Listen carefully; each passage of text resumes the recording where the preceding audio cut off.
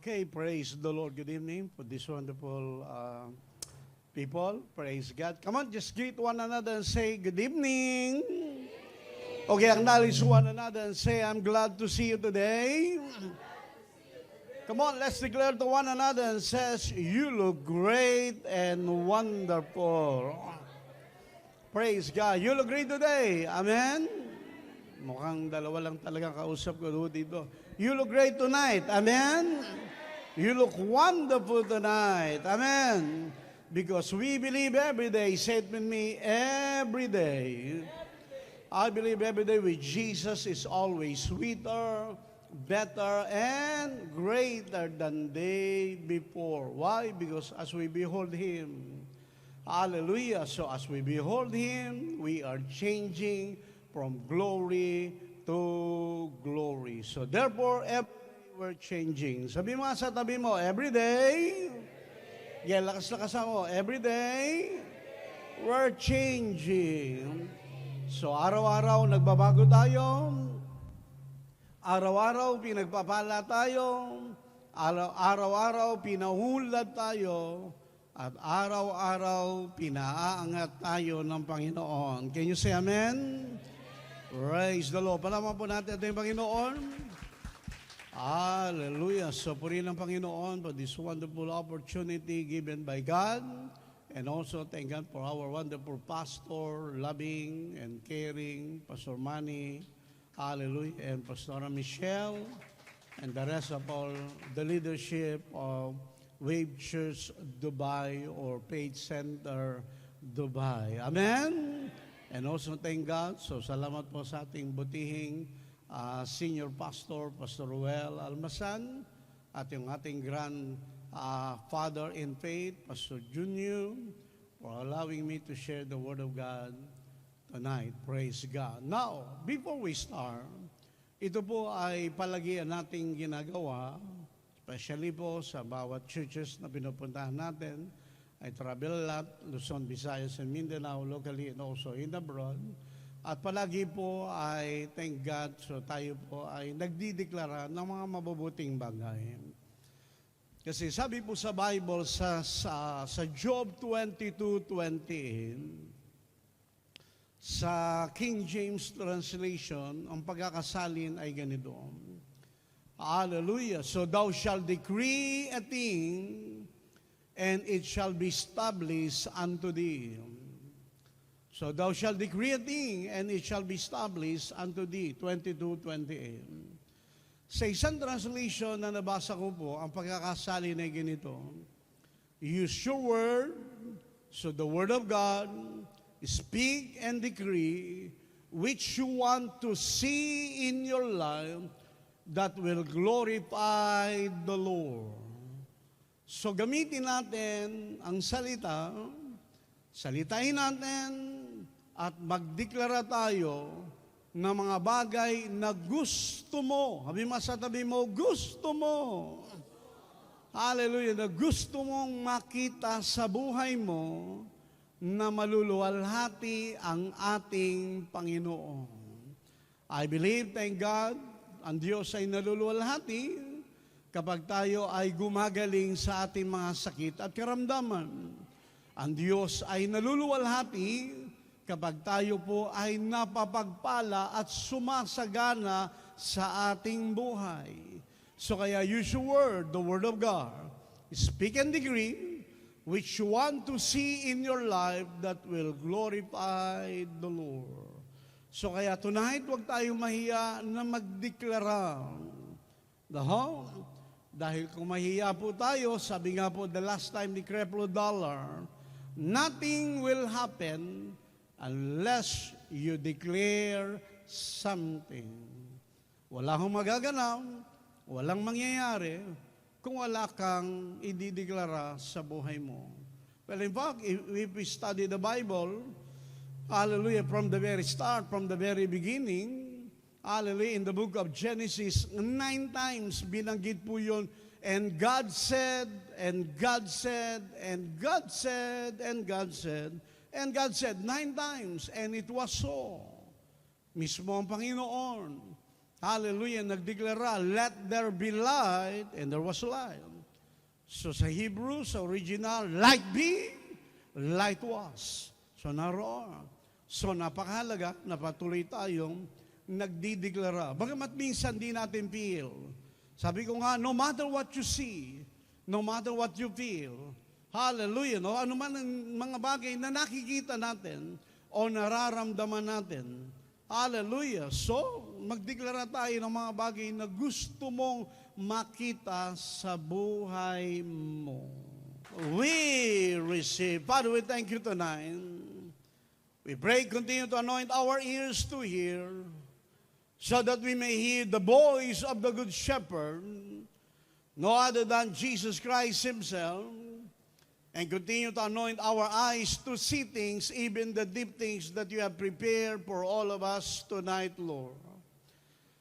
Salamat po, Diyos, sa gabing ito. Dalangin namin patuloy mong pahiran ng aming pong mga pakinig upang patuloy naming mapakinggan, Panginoon, ang tinig ng mabuting pastor, walang iba kundi ang aming Panginoong Jesucristo.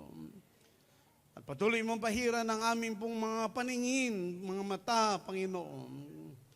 Matang espiritual upang patuloy naming makita ang lahat ng mga malalaking bagay na hinanda mo para sa bawat buhay ng bawat isa sa amin.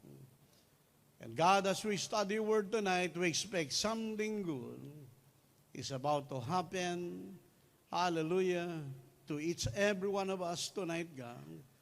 Father, we thank you, we bless you. Salamat po, God. In Jesus' name. Everybody says, Amen. Mapampo natin tayo, Panginoon, praise God. You may be seated, please, praise the Lord. By the way, kasama ko rin po yung lampo natin mga pastor, Pastor Ronald, blessed by the Lord Church, at maging si Pastor Jess, ng Darema Word of God Church. Na mga ka-network natin, mga kasamaan din po natin, hallelujah, ni Pastor June at maging ni Pastor Ruel. Praise God.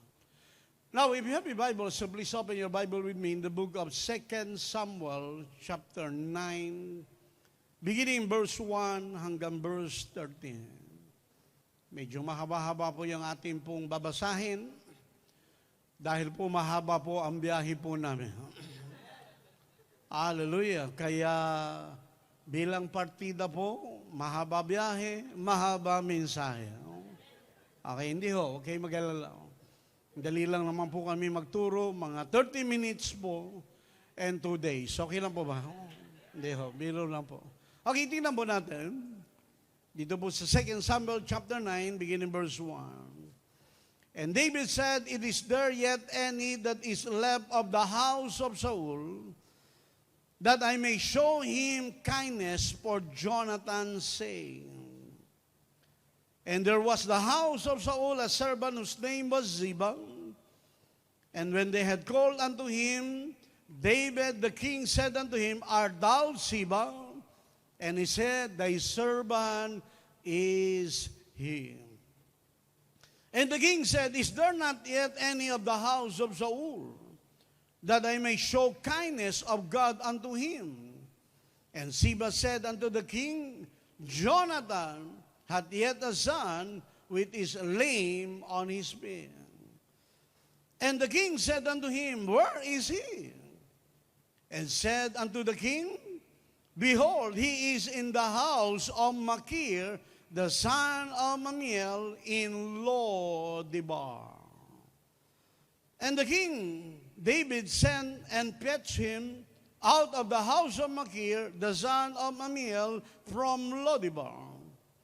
Now when Mephibosheth, the son of Jonathan, the son of Saul, was come unto David, he fell on his face and did reverence. And David said, Mephibosheth, and he answered, Behold, thy servant. Then David said unto him, Fear not, for I will surely show kindness for Jonathan thy father's sake, and will restore thee all the land of Saul thy father. And thou shalt eat bread at my table continually. Not from time to time, but continually. And he bowed himself and said, What is thy servant that thou shouldest look upon a dead dog as I am?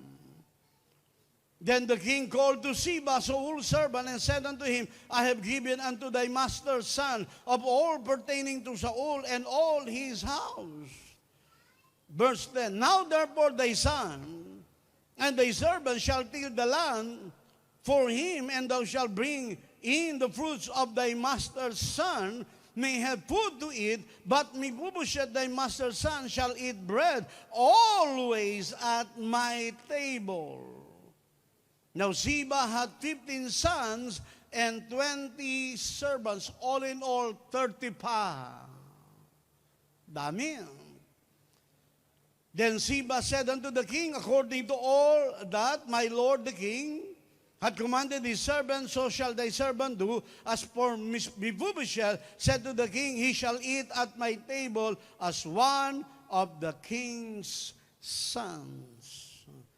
And Mephibosheth had a young son, whose name was Micah, and all that dwell in the house of Ziba were servants unto Mephibosheth. So Mephibosheth dwell in Jerusalem, for he did eat continually at the king's table, hallelujah, and was lame on both his teeth.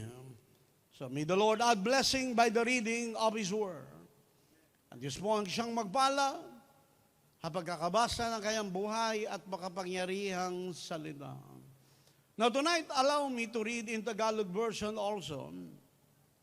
Nang sabi ganito, minsan nagtanong si David, mayroon pa bang natatabi o nalalabi sa sambayanan ni Saul? Bakit? Gusto ko, sabi niya rito, gusto kong ipadama sa kanya ang aking kagandahang loob dahil kay Jonathan. Nang buhay pa si Saul, may alipin siyang si Ziba ang pangalan, kaya pinatawag ito ni David. Paglapit ni Ziba, tinanong siya ng hari, Ikaw ba si Ziba? Ako nga po, mahal na hari, tugon niya. May nalalaman ka bang buhay pa? Buhay sa sambayanan ni Saul. Gusto ko siyang pakitaan ng mabuti. Hallelujah. Ayon sa aking pangako sa Diyos, wika ng hari, meron po. Hallelujah. Si Mephibosheth na anak ni Jonathan, siya po'y isang lumpo, tugon ni Ziba. Saan siya naroon? Tanong muli ng hari. Nasa Lodebar po. Nakatira sa bahay ni Makir, anak ni Amiel, sagot ni Ziba. Ipasundo agad ni David, o pinasundo agad ni David, si Mephibosheth anak ni Jonathan, apo ni Saul, nang maiharap siya kay David, siya'y nagpatiraba bilang pagbibigay galang.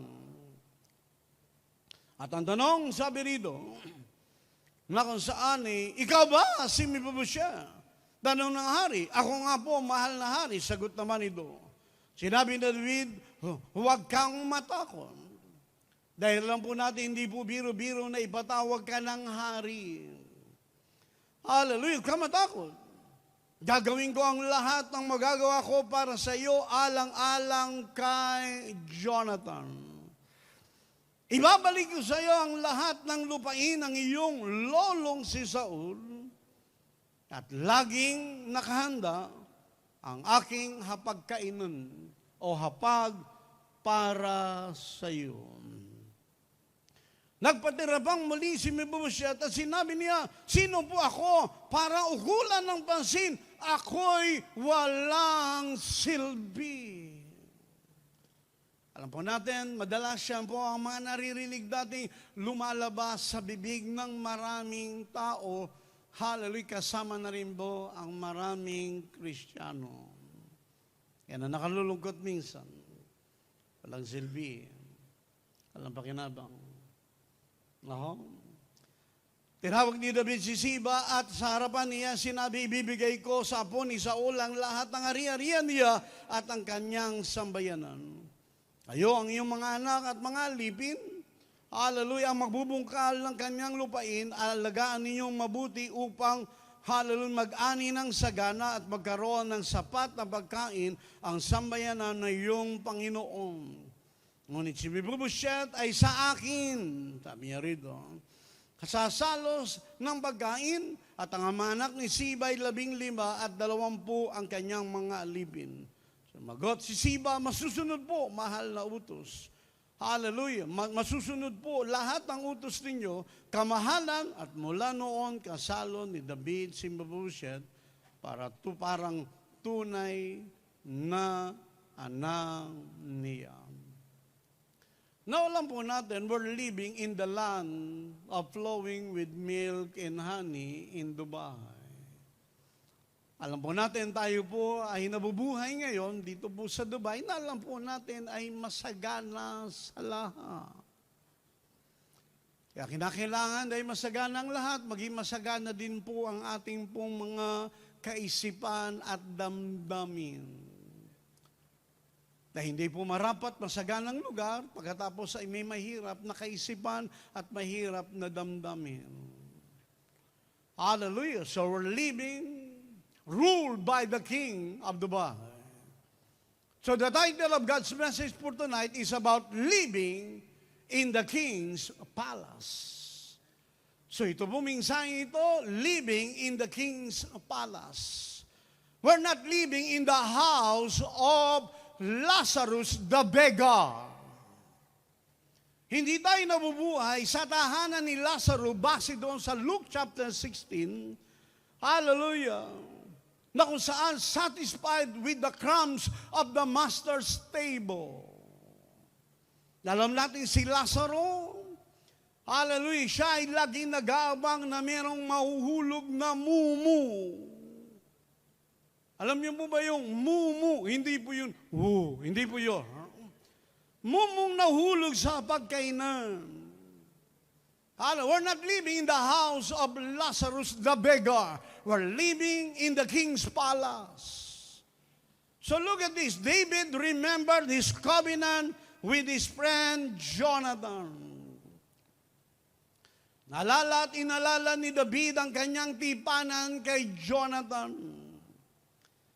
Hallelujah. Nung panahon na hindi pa siya naghahari at ngayon naghahari na siya after the reign of King Saul. At alam po natin, nabasa natin, Mephibosheth was the son of Jonathan, therefore the grandson of King Saul. Hallelujah. Si Jonathan ay merong anak na ang pangalan ay Mephibosheth. Siya ay anak ni Jonathan at apo ni Haring Saul. At dito nagtanong si Haring David at sabi niya, na kung saan meron pa bang nalalabi sa sambayanan ni Saul? Bakit? Gusto kong ipadama sa kanya ang aking kagandahang loob alang-alang kay Jonathan. Hallelujah. So underline yung kagandahang loob o kindness for Jonathan's sake. Hallelujah. So it is important to know why David said that I may show him kindness for Jonathan's sake. Mahalaga na maunawaan natin itong sinabi ni David kung saan gusto kong pakitaan siya ng kagandahang loob alang-alang kay Jonathan. Kaya rito, nung makausap niya si Siba, meron ba? At ito makita natin, pinatawag at humarap po si Mephibosheth sa harapan ni David. At alam po natin kung saan namangha, hallelujah, si Mephibosheth dahil yung ini-expect niya ay kakaiba sa nangyayari. Hallelujah. Sapagkat sabi po rito sa verse 5 and 8, hallelujah, si Mephibosheth, anak ni Jonathan, apo ni Saul, hallelujah, nang maiharap siya kay David, siya'y nagpatira ba bilang pagbibigay galang, ikaw ba si Mephibosheth? Tanong ng hari, ako nga po, mahal na hari, sagot ko. Sabi ni David, huwag kang matakot. Gagawin ko ang lahat ng magagawa ko para sa iyo, alang-alang kay Jonathan, ibabalik ko sa iyo. ang lahat ng lupain ng iyong lolong si Saul. Gaano kalawak itong lupain ito? Hindi po ito 100 square meter lang. Lupain po ito na naiwan ni Haring Saul. Ibabalik ko sa iyo, sabi ni David, ang lupain ng iyong lolong si Saul at laging nakahanda ang aking hapag para sa iyo. Then nagpatira pa si Mephibosheth at sinabi, sino po ako para ukulan ng pansin? Ako'y walang silbi. Palagi ang marami mga sabihin na natin, tao palagi nakatingin sa kanila kung anong magagawa nila at kung sino sila. Ang tingin ni Mephibosheth ay wala akong silbi. Sino ako? Hallelujah. So aralin natin, nga naman, sino po ba si Mephibosheth para pag-ukulan ng kagandahang loob ni King David? First time lang naman nila nag-meet. Wala pa naman po doon Facebook noon at sila ay connected sa bawat isa. Kaya wala pang nagagawang mabuti si Mephibosheth kay Haring David para pag-ukulan ng kagandahang loob. Kaya nga makita natin dito, for Jonathan's sake. Hallelujah, namangha po si Mephibosheth sa sinabi po ni King David. Di babalik ang lahat. Hallelujah, pakikita sa iyo lahat ng kagandahang loob, lahat ng mga bagay-bagay na para sa iyo. Kaya sabi niya, sino ako para pag-ukulan nyo ng pansin at sino ako? Ako'y walang silbi. Para babisan tayo din ay nagtatanong, sino ako para pagpalain nilo? Di naman ako pastor, nakatulad ni Pastor Manny. Sino ako? Madalas yan ang tinatanong natin, sino tayo para pagpalain ni Lord? Kasi kadalasan pag nakakapakinig tayo ng mensaheng pagpapalain ka ni Lord, sino ako para pagpalain ni Lord? Kadalasan lagi yan, tanong natin, sino ako para pagpalain ni Lord? Hindi ako deserve. Kaya pang isang young professional nga na kinaunselan ko, sabi ko, well, gusto ni Lord pagpalain ka, Pastor, hindi. Pwede ikaw siguro, pero ako. Makita mo, dumadalo ito sa gawain ng Panginoon, pero yung mindset, para sa kanya, hindi ako deserve na pagpalain. Hallelujah. Kaya nga sabi rito, deserve ba si Mephibosheth? Meron na ba siyang nagagawang kabutihan? So wala pa. Pero ang sabi rito, for Jonathan's sake. Hallelujah. So what else? Bakit ganito ang reaction po ni Mephibosheth? Hallelujah. Dahil makita natin, kakaiba kasi ang narinig ni Mephibosheth nung siya'y nabubuhay. What Mephibosheth heard from David, what the exact opposite. Hallelujah. Exact opposite of what he has been hearing about David since his childhood. Kabaligtaran ang lahat. Nung humarap siya kay David, kaya sabi ni David sa kanya, huwag ka matakot, do not be afraid. I will show you kindness for Jonathan's sake. Ang ini-expect niya, kaya siya pinatawag, dahil papatayin siya. Dahil ang lahat ng narinig niya ay against kay David, dahil yung lolo niya, si Haring Saul, ay meron silang sigalo. Pero hindi niya alam na merong covenant din si David and King Saul doon sa cave of Adullam. Alam ko, David, ikaw ay maghahari at kapag ikaw ay maghahari na wala kang gagalawin isa man sa pamilya ko. Plus, based doon sa 1 Samuel chapter 18, Jonathan and David had a covenant. Meron silang tipanan. At hindi ito alam ni Mephibosheth. What Mephibosheth heard from David was exact opposite of what he has been hearing about David since his childhood. Kabaligtaran ang lahat ng kanyang narinig. Kaya nga sabi niyo, sino ako para pag-ukulan mo ng kagandahang loob? Dahil iba yung kanyang ina-expect at inaakala kay David dahil iba ang kanyang narinig patungkol kay David. Hallelujah. Well, in fact, if we will study carefully based on sa 2 Samuel chapter 4 verse 4, Mephibosheth became lame on his feet because of fear. Hindi siya ipinanganak na lumpo. Hallelujah! Dahil doon sa pagkakamali ng kanyang tagapangalaga at dahil meron din pong maling mindset, maling pananaw ang kanyang tagapangalaga, matapos marinig na namatay na si Jonathan at si Haring Saul, itinakas niya si Mephibosheth. At sabi nga sa Tagalog minsan, sa kasawiang pala, na dapat bumagsak po si Mephibosheth at masama ang pagkakabagsak, kaya siya nalumpo. Minsan may mga pangyayari sa buhay na marami mga Kristiyano, katinu-tinu ng buhay dahil sa mga maling paniniwala. Nagsasuffer tuloy sila. Kaya nga meron po ang mensahe, the last time na sinare ko about wrong, yung tinatawag na hearing right produces right living.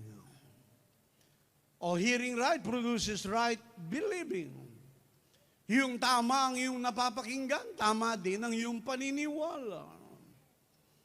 Dahil tama ang iyong napapakinggan, tama din ang iyong, pamumuhay. Wala ring iniwan. On the opposite, makita natin ang opposite. Wrong hearing. Hearing wrong produces wrong believing. Hallelujah. Kung saan dahil mali ang napapakinggan, mali ang naririnig.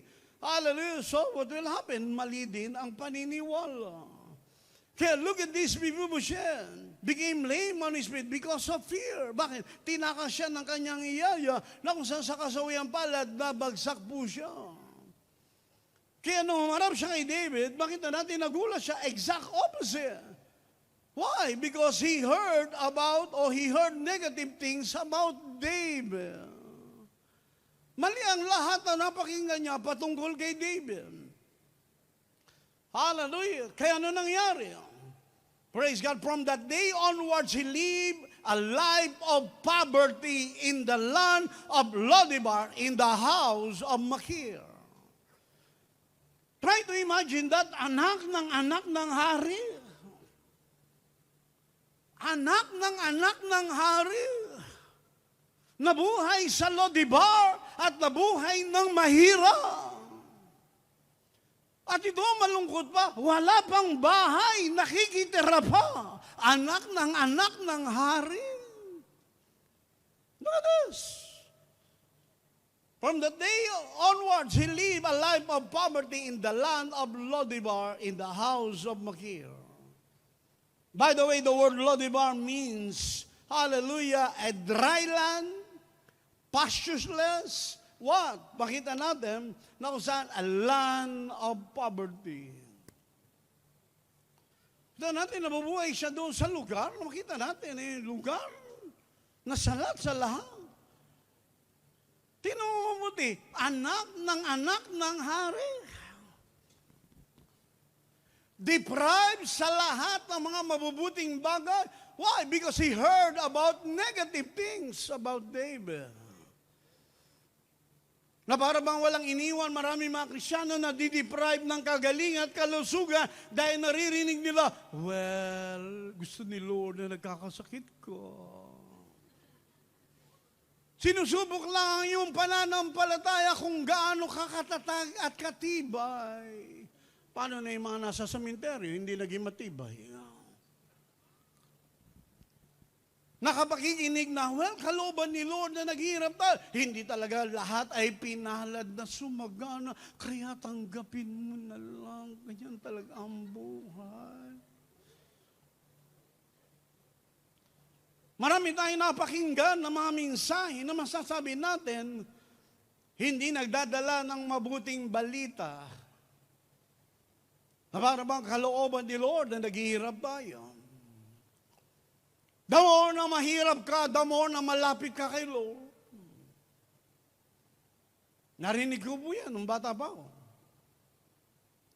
By the way, papatulang ko po yun. Pag mahirap ka, malapit ka talaga kay Lord. Totoo yun. Alam mo bakit? Dahil pag mahirap ka, wala kang makakain. At kapag ikaw ay wala nang makain, magkakasakit ka. At pag nagkasakit ka, anong mangyayari sa'yo? Ipa-hospital ka. Pero dahil mahirap ka, wala kang pambayad, kaya lalagay ka doon sa charity. At dahil puno na yung charity, anong nga gawin? Ilalagay ka na lang doon sa pasimano po doon ng ospital. At dahil puno na rin yun, ang mangyayari, ilalagay ka na lang sa garden. Kasi puno na lahat. Kaya makita natin, malalapit ka talaga kay Lord. Amen? Tignan natin mga katuroan na para out, mga erroneous teaching na kalooban ni Lord na maghirap. Now, don't get me wrong. I'm not condemning poor people. Pinanganak ka man ng mahirap, hindi mo kasalanan yun. Pero tingin ka sa akin, naniniwala ko, hindi ka mamamatay ng mahirap. Bakit? Sapagkat may plano si Lord sa buhay po natin. Pagbalain tayo, kaya nga tayo naririto po. Sa lugar na ito, dalang po natin, nag-expect tayo, patuloy tayong ulad. Ginagamit ni Lord, hallelujah, instrumento para mapagpala tayo. Hallelujah, kaya nga napakahalaga na patuloy yung ating mindset o yung ating mind, nire-renew natin para patuloy tayong mapagpala. Patuloy tayong lumusog, patuloy tayong munlan. Not look what happened to Mephibosheth. Hallelujah. Pero mo, he lived a life of poverty. Nabuhay siyang mahirap. Mahirap na mahirap. In Lodibar, in the house of Makir. So Lodibar, dry land, pastureless, a land of poverty. What else? Makir, salesman, a persuasive speaker that speak wrong things about David. Nadagdagan pa. Ba, dahil makita na si Makir, makita natin businessman, salesman. Wala po ang nakitang salesman na mga mahiyain. Lahat po yan, kumuha ka lang nito, gaganda ka, sigurado. Makita natin, talaga makita mo mga bukabularyong gagamitin po niyan. Parang ba the last time, no? Dahil may conference po kami sa Singapore noon. Then pagkatapos po nang punta kami sa isang mall para, yun nga, medyo ko ano yung pwedeng bilhin. At nagkataon ako saan gusto kong bumili ng perfume. Sabi ko po doon sa sales lady na kung saan gusto ko po yung Polo Double Black. Bino mo, dahil expert po itong magsalita. Tapos Double Black, sir, why not you try another brand, sir? Talaga nandun, hindi ginawa ka naman. Sige, try ko nga no. Na kung saan, doon nabili ko, instead nabili ko yung Polo Double Black, iba nabili ko. Kaya pag uwi ko ng Pilipinas, nung ni-spray ko, parang alcohol. Sabi ko, pambihira itong sales lady na ito, matindi ito. Nakumbinsi ako, biro mo yun. Kaya mula nung pag pumupunta ka ng department store, may mga sumusunod na sales lady, salesman, nag-iikutan na lang kami. Hallelujah, humabol ka hanggang gusto mo. Di ba? Kasi minsan, meron akong bilhin ng t-shirt, sinukat ko, sabi ng isang sales lady, sir, bagay na bagay sa iyo. Bagay para akong suman. Sabi ko, tindi mo ha? Sabi ko gano'n. Kaya naman, pagpupunta ka ng department store, may sumusunod, sabi ko, diyan ka lang muna, no? Tatawagin kita pag kailangan kita. Bakit? Ayoko ma-influensyahan eh. May mga expert sila. Kahit di ba misa mag-order ka sa mga fast food sa McDonald's, how about coffee, sir? Large, sir. Hallelujah. Ikaw magbabayad? Hindi na naroon. Talaga, biro mo pa rin ako. Pagpagdag ng bill, ang laki yata ng bill ko. Bakit? Sapagkat na-convince ka. And look at this, si Makir, a salesman, nadagdagan lalo pa. Hallelujah, Mephibosheth had the wrong concept about David. Why? Because he was taught that David was out to kill him because of his grandfather Saul did to David. Meron silang sigalo. Wala siyang idea na meron silang covenant. Hallelujah. Maging si King Saul. Nung ginalaw niyo yung damit, Saul, ito pinakita ko para patunayan na wala akong balag sa iyo. And then napaya si King Saul, alam ko, ikaw ay magiging mabuting hari. And then they make a vow na wala kang gagalawin, isa man sa pamilya ko. Plus, makita natin, because of Jonathan, yung kanilang covenant. He was taught that David was out to kill him because of his grandfather, Saul, did holler to David. Like Mephibosheth, listen to this. Many Christians today have the wrong concept about God because of the many wrong teaching being preached behind the pulpit. Marami mga Kristiyano ngayon ay katulad ni Mephibosheth. Bakit? Sapagkat makita natin, meron silang mga maling paniniwala patungkol sa Panginoon dahil sa mga maling na ituturo at ay papangaral. Lalo na ngayon sa Facebook, sa YouTube, sa Twitter, sa social media, ang dami, grabe, sobra. Hallelujah. Na kung saan tama yung scripture pero mali yung pag-apply. Naroon. Na kung saan para bang, kung titignan natin para bang, well, kung gusto ka ni Lord baguhin, sasaktan ka ni Lord. Pero mo ganun si Lord nananakil. Pero mo. Hallelujah. Tandaan natin, si Lord hindi siya nananakit. Sabi mo sa tabi mo, hindi siya nananakit.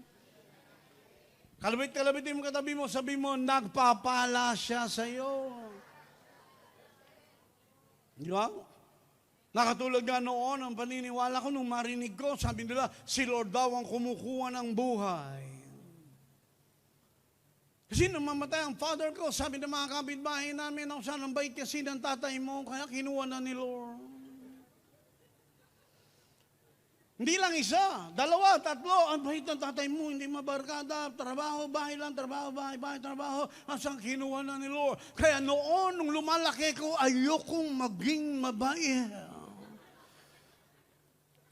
Bakit? Sapagkat nangunguha si Lord. Halaka, mabait ka, nangunguha si Lord. Para bang may mga nangunguha ang bata, si Lord hindi naman nangunguha ng mabait. Kaya naman, laki ko noon, ayokong maging mabait. Well, sa labas, salbahe, sa loob ng bahay, mabait. Sa labas, mabait, salbahe, na kung saan, sa loob, mabait. Well, na kung saan, para pag tinignan ako ni Lord, well, malilito siya. Mabait ba talaga ito? Salba, nililito ko si Lord. Bakit? Sa paniniwala. Saan nanggaling yon? Kay Ho. Di ba? The Lord give it, the Lord take it away. Sabi po ng Job chapter 1. Sino nagsabi? Si Lord, si Job. Dahil meron siyang maling paniniwala. Kaya pag pumunta ka doon sa chapter 42, makita natin, ang sabi niya, well, dati, halalan na kung saan, yung nakilala kita dahil sabi ng iba. Yung sabi ng iba, mali. Pero ngayon, nakita kita ng mukha. Nagbago ang pananaw ni Job. At napagpala siya, kaya nagkaroon ng tinatawag na double portion. Si Mephibosheth, maraming mga narinig na mali. Nakatulad na maraming mga Kristiyano ngayon, many Christians today have the wrong concept about God. Para bang si Lord na nagpapahirap. Si Lord ang naglalagay ng sakit at karamdaman. Si Lord ang nagpaparusa. But in reality, hindi. Kundi ang diablo. Bakit? Kasi sabi ng John 10:10, I came to give you life. Life in abundance to the full till it overflows. Naparito ko, sabi ni Lord, para magbigay ng buhay. Hindi siya kumukuha ng buhay. Siya ang nagpapala sa buhay natin. Hallelujah. Ngunit ang diablo naparito para magnakaw, pumatay at magwasang. Hallelujah. So napakaraming mga maling mensahe. So si Mephibosheth, marami siyang mga narinig na mali about David. Kaya namangha siya doon sa kabutihan na ipinakita. Hallelujah. Kaya ang sabi ni David sa verse 7 ng 2 Samuel chapter 9, I will surely show you kindness for Jonathan your father's sake. Hallelujah. So naroon. So we need to understand the reason behind. No? Like, makita natin prayer like, well, hallelujah, for Jesus' sake. Sa pangalan ng Panginoon. Bakit? Sapagkat sa lahat ng mga ginawa ng Panginoon. Hallelujah. Kaya kanina, hindi ba inawit natin siyang naparusahan? Hallelujah. Siyang umako ng lahat. Para ikaw at ako, pagpalain na lang ng Panginoon. Diba? Nakita natin kung saan, well, He took our sins so that we can take His forgiveness and righteousness. He took our poverty and lack so that we can take His prosperity and abundance. Kinuha niya yung ating kahirapan at kadustahan para tanggapin natin ang kasaganahan at pagpapala. He took death, sabi ng Bible, so that we can take life everlasting. Kinuha niya ang kamatayan para ikaw naman ay tanggapin mo ang buhay na walang hanggan. Amen?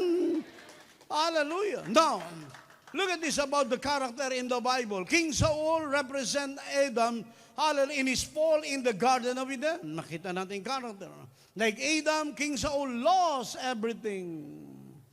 What else? Jonathan represent Jesus, the last Adam. And David represent God. And Mephibosheth represent two kinds of Christians. Hallelujah. Number one, Christians who are still living in Lodebar. May mga Kristiyano hanggang ngayon nabubuhay pa rin doon sa tinatawag na Lodebar. Na para ba sa kanila, well, kung ito yung kaloob ni Lord na naghihirap kami, well, so be it, tanggapin natin.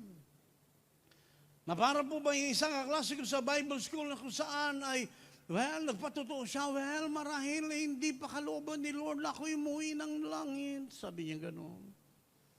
Dahil natake siya. Marahil hindi pa kalooban ni Lord. Nung matapos po siyang mag-share sa alumni namin, kinausap ko po siya. Sabi ko, hindi kalooban ni Lord na pauwiin ka? Bakit si Lord ba ang kumakain ng mga lahat ng kinakain mong mga bulalo, lahat ng kinakain mong mga lechon, na ganyan? Di ba ikaw? Hallelujah. Tanda natin, ingatan mo rin ang sarili mo, sabi ko gano'n. Hallelujah, sa naroon. Tanda natin, gusto ni Lord mabuhay tayo ng mahaba sa mundong ito. Bakit? Sapagkat marami pa tayong gagawin sa lupa. Amen? Ako, hindi ako nagmamadali. Ang langit ay nakapaghihintay. Parang iba ayaw. Kita natin, huwag tayo magmadali. So, Christians who are still living in Lodebar. Now, don't get me wrong, tandaan po natin. Kasi ba, marami mga napakinggan against doon sa tinatawag na prosperity gospel. Tandaan po natin to. There is no such thing prosperity gospel. If you preach the gospel, if you preach the good news, it will produce prosperity in your life.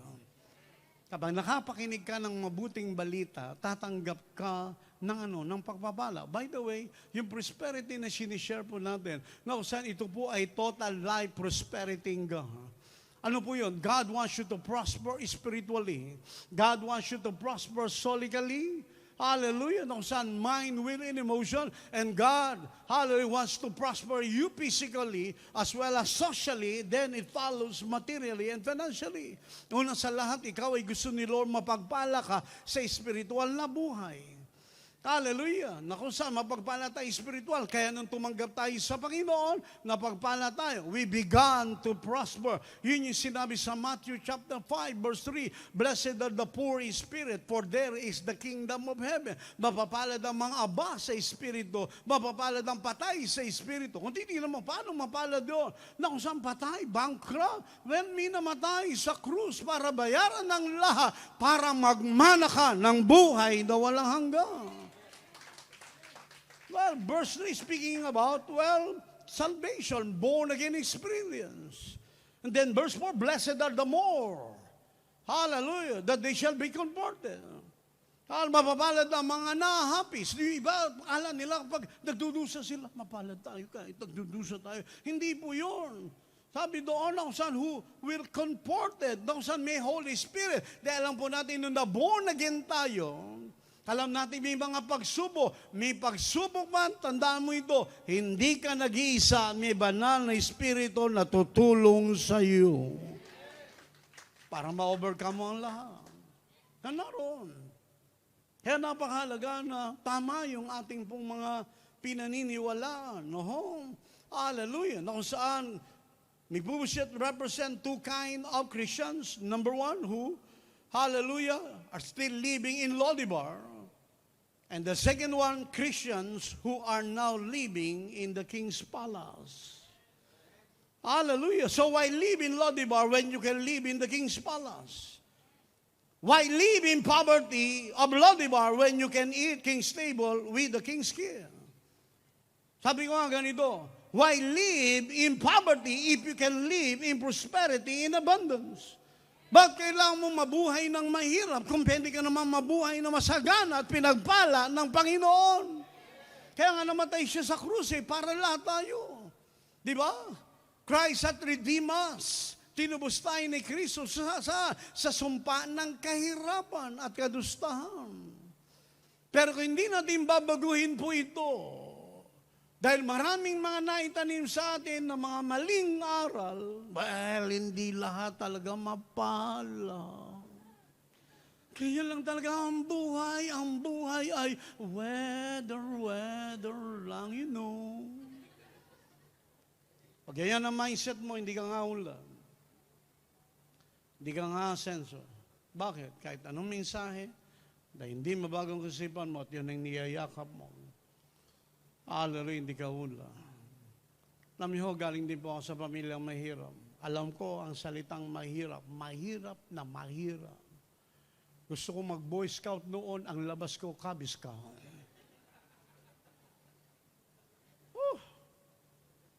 Hindi ko nga alam ang salitang merienda. Mapalad po pag meron kami kakainin ng breakfast. Kung wala, maghintay kami ng tanghalian. Kung wala, maghintay kami ng hapunan. Hallelujah. So naroon. Kaya dati, pananaw namin, marami siguro ganito. Dahil sabi nila, gulong ng balad ang buhay ko. Diba? Dati nasa ibabaw kami. Bayang father ko, nang mamatay, umikit ang gulong. Hallelujah, naghirap kami, kaso masama, naplat ang gulong. Para ba walang pag-asa? Ino kayo? Way back 1993, bata pa naman po ako, I attempt to commit suicide sa sobrang hirap sa buhay. I blame God. Sabi nila mabuti daw si Lord, pero binlame ko, sabi ko, hindi ka mabuti, Lord. Ginawa mo ang tatay ko, tandaan mo. Naghirap tuloy ako dahil bunso po ako. Deprived po ako sa buhay. Kailangan ko maghanap buhay, magtulak ng kariton sa palengke, sa Cloverleaf Market, sa palengke ng 3 o'clock in the morning para may pambao. At sa hapon, makita natin, nagtitinda po ako ng, well, kung saan, kung anumang mga kakanin, pinitinda ko. No, magtitinda pa ako ng mga palitaw. Hindi ko makalimutan yung palitaw na tininda ko na kung saan doon sa titinda mong isang tray, meron kang 3 piraso doon. Ay, nagkataon nahulog yung palitaw. Sabi ko, naku, disgrasya, wala pa akong boundary. Ginawa ko, pinagpag ko yung palitaw. O syempre, di ba, dumidikit po yung mga bato. Ginawa ko, binuburan ko na marami asukal at saka nyug. Kaya nung bumili, na kumakain siya. Sabi niya, bakit naglalagutukan po ito? Special po yan, sir. Hallelujah. Talaga naroon. At pagkatapos sa hapon, tutulak ako din ng kariton, kung saan yun, nasumisigaw, bumibili ng boti. Kaya nung naborn again ako, kay boti mo, Panginoon. Totoo yun. Kaya alam ko yung salitang mahirap. Hallelujah. Kaya don't get me wrong. Kaya ginagamit ako ni Lord para iangat ang buhay ng maraming mga tao, mabago ang mga paniniwala. Dahil noon, para bang, alam niyo noon, pag naririnig ko ang apelido Espiritu Santo, ayoko. Dahil walang mayaman sa Espiritu Santo, puro mahirap, ayoko. Hallelujah. Gusto ko sa pamilyang mga, Lusutan, Ayala, Sobel, Makati, Avenue. Yan ang gusto kong pamilya. Hallelujah. Ayoko. Pero nag-apply ako sa US Embassy, nakaharap ko yung, sabihin na natin, yung consul doon. Sabi sa akin, oh, Holy Spirit, are you a pastor? Yes, ma'am. Okay, this is your visa. Go to America. We need the Holy Spirit in America. Gusto ko na ngayon. Totoo po yun. Wala ibang tinanong, kundi apelido ko lang. May bahay ko, praise God. Tinanong yung birthday ko, approved, 10 years. 10 years, multiple entry. Walang ka, erap. Amen. Totoo po yun. Travel lang para encourage sa marami mga Kristiyano na kalooban nila. Bayad na ang lahat. Angkinin mo na lang ang magandang kalooban ng Panginoon para sa ating mga buhay. Stop struggling. Hindi mo kinakailangan mag-struggle. Yakapin mo ang pangako ng Panginoon. Lord, kalooban mo. Para bang malis po kami? Alam natin sa immigration, medyo higpit ng konti. Pero sabi ko, Lord, di ako papayag na hindi kami 5 papasok at pupunta ng Dubai. Hindi ako papayag. Diba? Sabi mo, sino itong tao? Hindi papayag. Siya ba office? Hindi. Pangako yun ni Lord. Sabi ni Lord sa akin, put me into remembrance. Niremind ako ni Lord, don't you remember? Sabi niya. Kung saan ka napupunta at pumupunta, doon din sila pupunta. Naging yung 2 pong tinulungan ko ang pastor at pastora para po sa US Embassy na kung saan, biro mo, na-interview nila, natatakot sila, nangangamba sila dahil kung anong mangyayari. Sabi ko hindi, sabi ni Lord. Sabi ni Lord, pupunta tayo. Hallelujah. So naroon.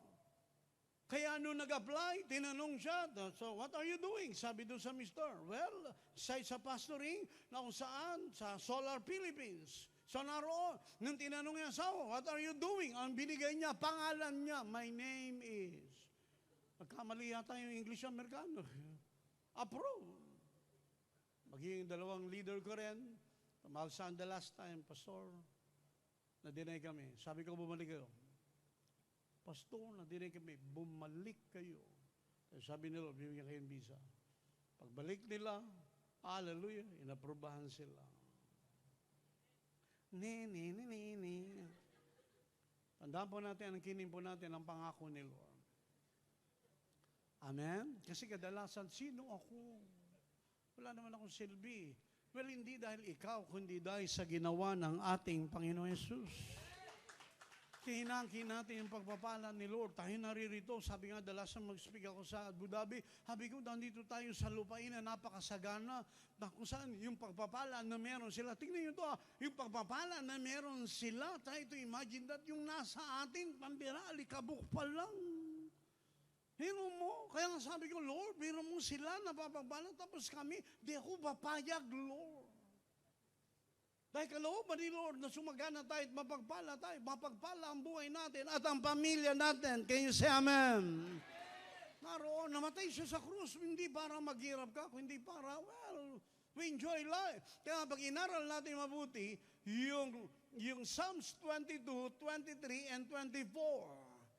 Hallelujah. Biro mo, 22, sa gitna ng 22, 23. Lalim, ano? Tapos 24. Hindi ito coincidence and accident na kung saan, ito po ay makita natin, inspired by the Holy Spirit. Why? Chapter 22 of Psalms speaking about redemption. Hallelujah. Chapter 23 speaking about the Good Shepherd. We have a Good Shepherd. Then 24 speaking about the second coming. And we're redeemed and we have a Good Shepherd na nakikare sa atin habang naglilingkod tayo at naghihintay sa Panginoon, nag-enjoy tayo at pinagpapala tayo ng Panginoon. Tandaan po natin, hindi ito aksidente. Ni-redeem tayo ni Lord. Praise God, para, makapag-enjoy sa buhay habang naglilingkod, habang naghihintay sa muling pagbabalik ng Panginoon. Tingin ka sa akin bago tayo matapos. Hallelujah, kalooban ni Lord na sumagaan at mapagpala ka. Gusto ni Lord, well, angkinin mo, bago dumating ang Panginoon, lahat tayo, hallelujah, maunlad at walang isa man sa atin na paghihirapin ng Panginoon. Maniwala ka, kung paano yung bayang Israel lumabas sa land of Egypt, no one is feeble. Lalabas din tayo sa mundong ito. Hallelujah. Hindi tayo lalabas na, Lord, come ka na. Lord, dumating ka na. Kasi ang dami kong bayarin, Lord. Ang dami ko. Hindi, darating siya, bayad lahat, pinagpala tayo ng Panginoon. Kaya sa gabi ito, ano man ang nararanasan natin, gusto ni Lord mapagpala tayo. Kanina, I was praying, worshiping the Lord. Pinadama ni Lord sa atin. Meron mga ilan sa atin narito na para bang, well, pagod tayo sa buhay. Para ba nag-struggle tayo? Para ba nawawalan tayong pag-asa? Huwag kang mawalan ng pag-asa. Bakit? Kasama mo ang Panginoon. Hallelujah. Kaya di ba, maging yung Jeremiah 29 na paborito ng lahat, nawawalan sila ng pag-asa. For 70 years, they were in bondage. Ang sabi nila, plans to prosper you and not to harm you. Amen? Did you receive something today? Are you blessed tonight? Come on, palampan po natin ito yung Panginoon. Praise God. Kayo po tayong lahat. Awi tayo sa Panginoon minsan pa about sugdulan ng biyaya ni Lord.